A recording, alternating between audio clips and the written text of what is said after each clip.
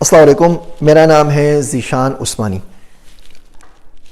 آج کی جو ویڈیو ہے بڑی انٹرسٹنگ ہے۔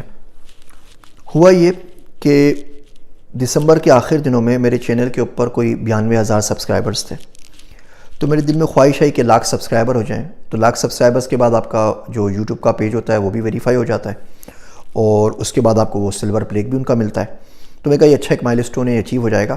2 سال سے لگا ہوا اس کے اوپر، چینل کے اوپر، تو لاکھ سبسکرائبر ہو جائیں تو اچھا ہے۔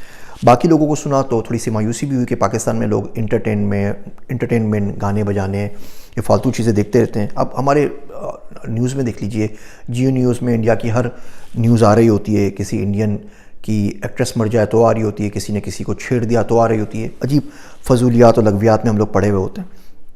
آزاد چائے والا نے بتایا کہ پہلے سال میں ان کے صرف 61 سبسکرائبرز تھے۔ تو میں کہا سوچتا ہوں کہ ٹرائی کرتا ہوں، شاید کچھ بھلا ہو جائے۔ تو میں نے ایک پوسٹ بنا کے لگائی کہ یہ میرا چینل ہے اور میں چاہتا ہوں کہ 31 دسمبر تک اس پہ 1 لاکھ سبسکرائبرز ہو جائیں، تو میں کچھ کتابیں بھی فری دوں گا۔ تو بہت سے لوگوں نے شیئر بھی کیا، کمنٹ بھی کیا۔ خیر وہ جو نمبر سے کوئی موو نہیں ہوئے، 92,000 سے 92,300 400 ہو گئے، 300-400 لوگ مزید آ کے اس سے صرف جڑے۔ اس کے بعد بہت ساری ہیٹ میل بھی ریسیو ہوئی، تو بہت ساری ہیٹ میل آتی رہتی ہے، گزارتا رہتا ہوں۔ ایک ای میل بڑی انٹرسٹنگ تھی، تو صاحب نے بہت ہی غلیظ گالی سے ای میل شروع کی۔ میں نام نہیں بتانا چاہتا کیونکہ پرابلم یہ کہ لوگ بڑے اچھے خوبصورت نام رکھ لیتے ہیں اور پھر حرکتیں الٹی سیدھی کرتے ہیں، تو مجھے تو بڑی حیا آتی ہے کہ اتنے اچھے نام کے ساتھ کسی کی برائی میں بات کروں۔ اللہ ان کو ہدایت دے، مجھے بھی ہدایت دے۔ تو بہرحال وہ ای میل گالی کے ساتھ شروع ہوئی اور انہیں اور مغلظات لکھیں۔ باقی انہوں نے لکھا کہ جی آپ بھی یوٹیوب کے بھکاری بن گئے، بس یہی کام آپ کا رہ گیا ہے کہ آپ لوگوں کے سبسکرائبرز ہم جمع کرتے رہیں اور آپ ہم لوگوں سے پیسہ لوٹتے رہیں، اور اتنی اگر بڑے سائنسدان بنتے ہو، اتنی ڈیٹا سائنٹسٹ بننے کا شوق ہے اور ڈیجیٹل مارکیٹنگ پڑھانے کا شوق ہے کہ تم کہہ رہے ہو کورس بھی بناؤ گے، کتاب بھی لکھ رہے ہو، تو اتنی ڈیجیٹل مارکیٹنگ اپنے پاس لگا لو، ڈیٹا سائنس تھوڑا سا استعمال اپنی یوٹیوب کے اوپر کر لو، وہاں پہ کیوں نہیں کرتے؟ تو میں نے کافی سوچا اس کے اوپر۔ اس کا بات کرنے کا طریقہ غلط تھا، ای میل لکھنے کا طریقہ غلط تھا، لیکن جو بات کہہ رہا تھا وہ کسی نہ کسی حد تک ٹھیک تھی۔ اگر میں آپ کو بول رہا ہوں کہ میں آپ کو ڈیجیٹل مارکیٹنگ پڑھاؤں گا یا ڈیجیٹل مارکیٹنگ کتاب پہ کام کر رہا ہوں، تو اتنی ڈیجیٹل مارکیٹنگ تو مجھے بھی آنی چاہیے نا کہ میں خود کر سکوں۔ اگر میں آپ کو بولتا ہوں میں آپ کو پیسہ کمانا سکھا رہا ہوں، تو اس کا مطلب یہ میں نے زندگی میں خود تو کچھ پیسے کمائے ہوئے ہونا، پاکستانی اسٹارٹ اپس کی طرح تو نہیں ہو رہا ہونا جہاں پہ جا کے آپ کو یونیکارن بننے کا اور $1 بلین بزنس بنانے کا فارمولہ بتا رہا ہوتا ہے اور زندگی میں اس نے ڈبل روٹی بھی نہیں بیچی ہوتی۔ تو میں کہا یہ بات تو اس کی کم سے کم صحیح ہے۔ تو کہا ٹھیک ہے، تھوڑی سی ڈیٹا سائنسز لگاتے ہیں، تھوڑی سی مارکیٹنگ ڈالر لگاتے ہیں، اس کے اوپر دیکھتے ہیں کیا رزلٹ آتا ہے۔ اس پہ پھر میں نے کچھ شرائط رکھ لی اپنے لیے۔ میری عادت ہے میں کنویں کی مٹی سے کنواں برابر کرتا ہوں، تو جو پیسے امریکہ میں کماتا ہوں کوشش کرتا ہوں یہیں خرچ ہو جائیں، جو پاکستان میں کماتا ہوں کوشش کرتا ہوں پاکستان سے باہر نہ بھیجوں، پاکستان میں لگ جائیں۔ تو میں نے سوچا کہ جو یوٹیوب سے کما رہا ہوں وہ یوٹیوب پہ لگ جائیں، تو یوٹیوب پہ $2,000-3,000 $4,000 مہینے کے مل جاتے ہیں۔ تو میں سوچا یہ میرا بجٹ ہے، میں $4,000 سے زیادہ کا بجٹ لگاؤں گا نہیں اس پوری کی پوری کمپین کے اوپر۔ پھر میں نے اپنے آڈینس کو پڑھنا شروع کیا، ان کی انالیسس کرنی شروع کی۔ کوئی 3,000 سے اوپر کمنٹس آئیں میری تمام ویڈیوز کے اوپر۔ تو پہلے تو پائتھن کا اسکرپٹ لکھ کے وہ سارے کے سارے میں نے API سے ڈاؤن لوڈ کر لیے، اور اس کے اوپر تھوڑی سی NLP رن کی کہ پتہ لگے کہ آڈینس کس قسم کی بات کر رہے ہیں، انگلش میں کتنے کمنٹ ہیں، عربک میں کتنے ہیں، اردو کے اندر کتنے ہیں، کتنوں نے گالیاں لکھی ہیں، کتنوں نے اچھی باتیں کی ہیں، کسی نے اگر بات کی کسی ٹاپک کے متعلق تو لوگ کیا سیکھنا چاہتے ہیں، ڈیجیٹل مارکیٹنگ سیکھنا چاہتے ہیں، پائتھن سیکھنا چاہتے ہیں، لائف ہیکس کے اوپر بات کر رہے ہیں، ہوم اسکولنگ کی بات کر رہے ہیں، امیگریشن کی بات کر رہے ہیں، ٹریول ویزا کی بات کر رہے ہیں، یا ٹریول ویلاگس دیکھنا چاہتے ہیں۔ تو اس سے مجھے بیسک آئیڈیا ہو گیا۔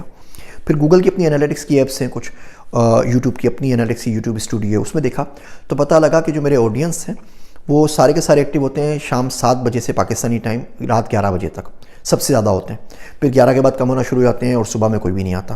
تو ایک مجھے سیکھ ملی کہ جو میرا آڈینس ہوتا ہے وہ سب سے زیادہ ایکٹیو ہوتا ہے شام 7 بجے سے لے کے صبح 1 بجے تک، لیکن مینلی جو ہوتا ہے وہ 7 بجے سے لے کے رات 11 بجے تک ایکٹیو ہوتا ہے شام میں 4 گھنٹے کے لیے۔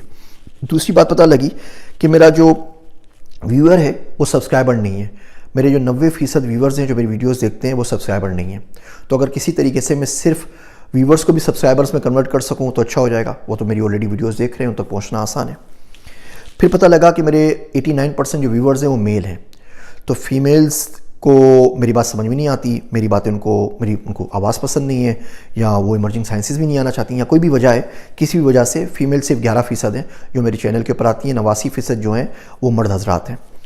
اچھا، جو ان کی عمر ہے وہ 20 سال سے 44 سال کے درمیان ہے۔ 20 سال سے چھوٹے ہیں وہ میرا چینل نہیں دیکھتے، 44 سال سے اوپر ہیں کوئی اکا دکا آ جائیں، زیادہ تر لوگ میرا چینل پہ نہیں آتے۔ پھر میں نے دیکھا کہ اس میں سبسکرائبرز یا سپر تھینکس والے کون سے ہیں، سپر تھینکس مجھے ملتے ہیں آسٹریلیا سے اور انڈیا سے. اللہ کا شکر ہے آج تک پاکستان سے کوئی سپر تھینک نہیں ملا. سپر تھینک ہوتا ہے کہ آپ کمنٹ کریں اور ساتھ میں کچھ پیسے بھی دیں, تو وہ مجھے آسٹریلیا والے دیتے ہیں پیسے یا انڈیا والے دیتے ہیں, وہ باقی ملک والے نہیں دیتے. پھر میں نے دیکھا کہ میرا چینل پیسے کماتا کہاں سے. ٹو مائی سرپرائز میں سمجھا سب سے زیادہ پیسے پاکستان سے آتے ہوں گے. سب سے زیادہ میرا چینل پیسے کماتا ہے سویڈن سے. پتہ نہیں سویڈن میں بہت سارے لوگ ہیں جو میرا چینل دیکھ رہے ہیں اور ان کے پاس ایڈ چلتے ہیں, سب سے زیادہ پیسے وہاں سے آتے ہیں. اس کے بعد پھر امریکہ سے, اس کے بعد پھر انڈیا سے, سعودی عرب سے, یو اے سے. پاکستان تو میرے خیال سے پیڈ ایڈورٹائزنگ زیادہ نہیں ہوتی, تو پاکستان میں اتنا زیادہ نہیں ہے. تو اس طریقے سے مجھے انسائٹس مل گئیں اپنے آڈینس کے بارے میں. مزید پھر پتہ یہ لگا کہ جو لوگ میرا چینل دیکھتے ہیں وہ اور کون سے چینل دیکھتے ہیں. انٹرسٹنگلی انف جو لوگ میرے چینل کو دیکھتے ہیں وہ جاوید چودھری کے چینل کو بھی دیکھتے ہیں. جو لوگ میرے چینل کو دیکھتے ہیں وہ آزاد چائے والا کے چینل کو دیکھتے ہیں. جو میرے لوگ چینل دیکھتے ہیں وہ لوگ سما ٹی وی کو دیکھتے ہیں, اے آر وائی کو یا جیو کو نہیں دیکھتے. تو آپ اس طرح پلیسمنٹ کر سکتے ہیں. تو اس کی بہت ساری انالیسس ملتی چلی گئی. تو تقریباً میرے پاس یہ کوئی 37 سے اوپر ویریبلز آ گئے اپنے چینل سے متعلق. میں گوگل پہ گیا, وہاں پہ میں نے ویڈیو کا اشتہار چلایا, جو ویڈیو میری جو فرنٹ پہ ویڈیو آتی ہے کہ آپ میرے چینل کو کیوں سبسکرائب کریں, اس کو کیا, ریلیٹڈ ویڈیوز ایڈ کی. پلیسمنٹ میں نے لکھ دیا کہ جی آپ نے پلیسمنٹ کرنی ہے ان لوگوں کو جو سما ٹی وی, جاوید چودھری اور جو 2-3 ریلیٹڈ چینلز دیکھ رہے ہیں, اور پلیسمنٹ آپ نے کرنی ہے صرف 7 سے 11. تو جو میرا اشتہار چلے گا وہ 7 سے 11 چلے گا. 20 سال سے 44 سال کے مردوں پہ چلے گا, عورتوں پہ نہیں چلے گا کیونکہ میرے آڈینس ہے, اور ان لوگوں پہ چلے گا جو میرے چینل کے اوپر آ رہے ہیں, تاکہ میرے جو ویورز ہیں آپ انہیں کو اشتہار دکھائیں. اور اشتہار کے اوپر میں نے لگا دیا, تو وہ اشتہار تو پتہ نہیں کسی کی دعا لگ گئی ہے کیا ہوا, وہ وائرل ہو گیا. تو میرے 48 گھنٹوں کے اندر میرے پاس 1 لاکھ سبسکرائبرز آ گئے. پر سبسکرائبر جو مجھے کاسٹ آئی ہے وہ آئی ہے ₹2.15 پاکستانی روپے میں. ₹2.15 پر سبسکرائبر کاسٹ آئی ہے, جو کہ بہت اچھا کنورژن ہے. تو بہرحال تو یہ تو میں نے غصے میں اس ای میل کے بعد انتقاماً ایک اشتہار چلا دیا تھا. اس پہ میں پیسے نہیں خرچ کرنا چاہتا اشتہار چلا کے. جو لوگ آگے جڑنا چاہیں وہ جڑتے رہیں. لیکن جو اسٹریٹجی میں نے اپنائی تھی, آپ لوگوں نے بہت سے لوگوں نے سوال پوچھا, تو میں نے سوچا کہ میں آپ لوگوں کے ساتھ ضرور شیئر کر لوں کہ وہ اسٹریٹجی کیا تھی, کس طریقے سے اتنے سارے لوگ آ کے جڑے. 2 سال میں 1 لاکھ سبسکرائبر ہوئے تھے, اگلے 48 گھنٹوں میں 1 لاکھ سبسکرائبر کیسے ہو گئے. اس بات کا بھی کانفیڈنس مجھے ملا کہ جو میں ڈیجیٹل مارکیٹنگ میں پڑھانے والا ہوں اور جو کتاب میں لکھ رہا ہوں اس میں اسٹڈی صحیح چل رہی ہے. جو چیزیں میں نے سیکھی ہیں وہ میں آپ کو بھی سکھا سکتا ہوں انشاءاللہ تعالیٰ, اور آپ لوگ بھی پھر اس طرح 1 لاکھ سبسکرائبر لا سکیں گے اور پیسے بھی کوئی اتنے زیادہ لگے نہیں. اور آپ دیکھیں باقی برانڈز بھی کام کرتے ہیں. آپ نے دیکھا ہوگا بہت سارے گورے ہوتے ہیں, وہ کسی انڈین گانے کے اوپر کوئی اتنی بنا دیتے ہیں, ووکل کی کوئی دھن بنا دیتے ہیں یا اس کے اوپر کوئی تبصرہ کر دیتے ہیں. بیسیکلی وہ ٹارگیٹ کیا کر رہے ہوتے ہیں, وہ انڈیا کے اندر 1 ارب لوگوں کو ٹارگیٹ کر رہے ہوتے ہیں. سارے انڈینس خوش ہو جاتے ہیں, وہ ہمارا گانا ہے, گورا گا رہا ہے, سب کے سب وائرل کر دیتے ہیں. جو بڑے بینڈز ہیں, ایڈیل ہے یا جو بھی گانے والے جو بھانڈ ہوتے ہیں, پوپ کے ہے کوریا کا, یا وہ سیلینا گومیز وغیرہ ہیں, یہ لوگ اپنا گانا ریلیز کرتی ہیں تو اس کا اشتہار چلاتی ہیں چھوٹے ملکوں کے اوپر جہاں پہ سی پی ایم کم پڑتا ہے, جہاں پہ کاسٹ کم آتی ہے.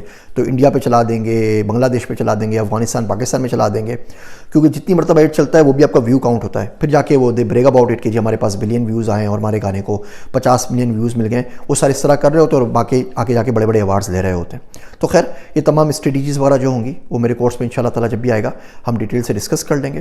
آپ لوگوں کا ایک بار پھر بہت زیادہ شکریہ. پہلے آپ لوگوں کی دعائیں مجھے فائدہ دے رہی تھیں, اب آپ کی گالیاں بھی مجھے فائدہ دے رہی ہیں.